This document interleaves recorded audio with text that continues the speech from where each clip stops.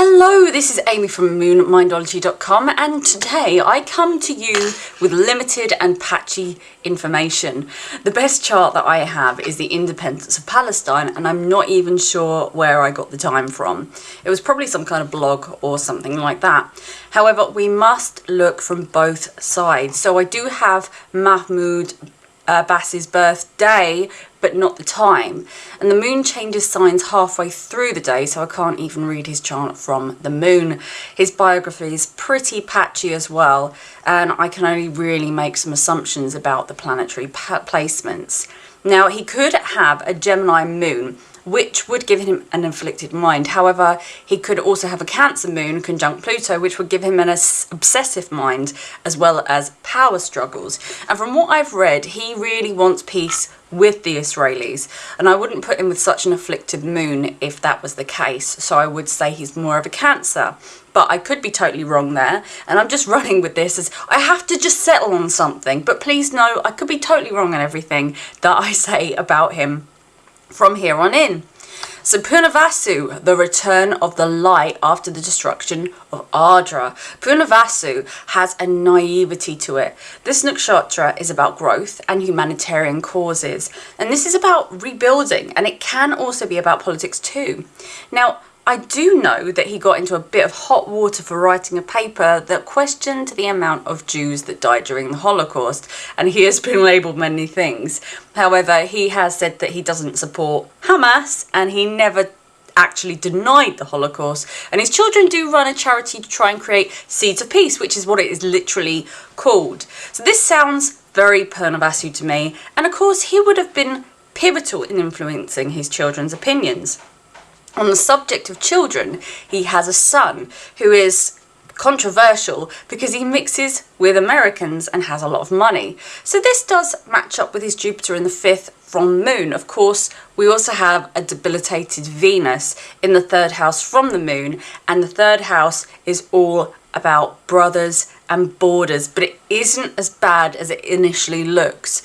One of the biggest things that Abbas has to handle is border problems and disagreements. So 4th from moon, we have a debilitated sun, which does get some relief from the Parivartana Yoga between Venus and Mercury, which also brings relief to Venus.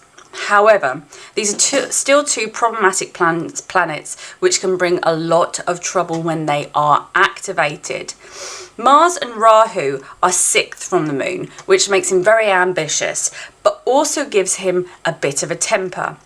In Sagittarius, he could be very concerned with justice, law, and religion, and he has an interaction between Pluto and Jupiter as well, so religion will be very important to him. However, I see his Jupiter being quite strong, so Pluto doesn't impact Jupiter as much as a full aspect from Jupiter himself, so I see less obsession with religion in a controlling manner, and more of a balanced type of dream for power, and I do think that he wants to do good and end the conflict. He's managed to get Hamas to stand down before, so I do think that this is an example of his true intent. Of course, the day of the attack, 4th from moon, his homeland was also attacked. Pluto is transiting opposite the moon, and that's the public, and there's a lot of Pluto energy here, and this can also be very explosive. Abbas is experiencing a Saturn return as well, which can signify a loss and changes. The April eclipse did take place around his Sun and his Mercury, which would also have activated these planets. Debilitated planets can cause problems when they are activated. I don't know what dasha he is in to really assess what planets are the most impactful right now though.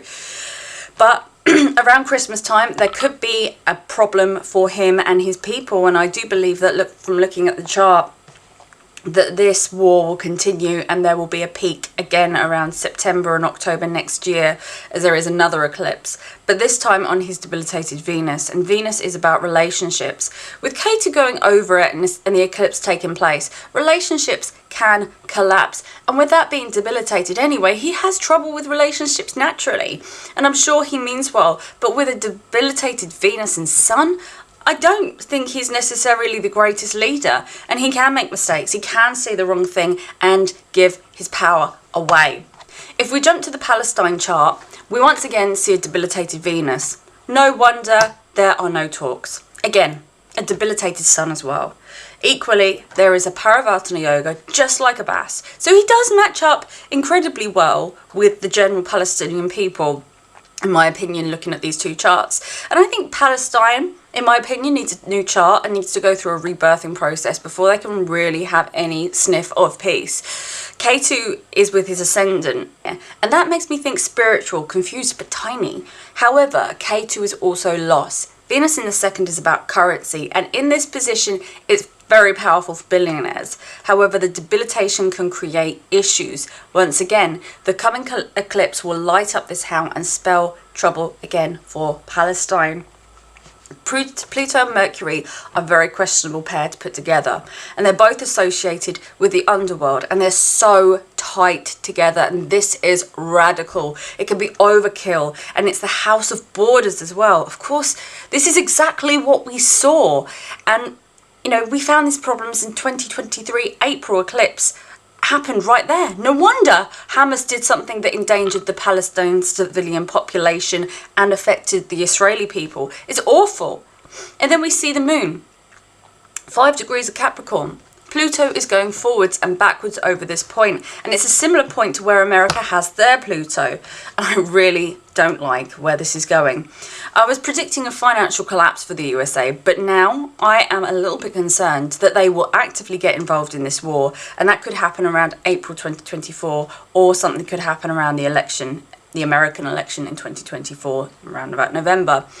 And this will have to be analysed nearer the time, because I will have to assess the climate. Palestine is in the Dasha of Rahu and the moon, and this is a problematic relationship because Pluto is passing over the moon, and that is happening in the 6th house.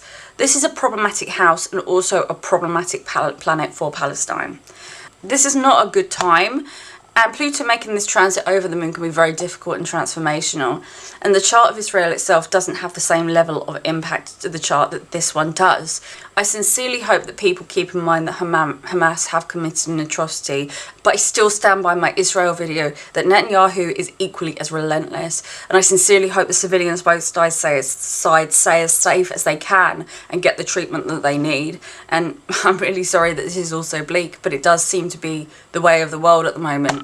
And in order to retain some sanity, I'm going to try and continue to talk about people and places that are, you know, a little bit more trivial. But of course, you know, serious matters, I will look into those as well. Thank you very much for watching, and I will look forward to seeing you next week. Thank you much. Bye.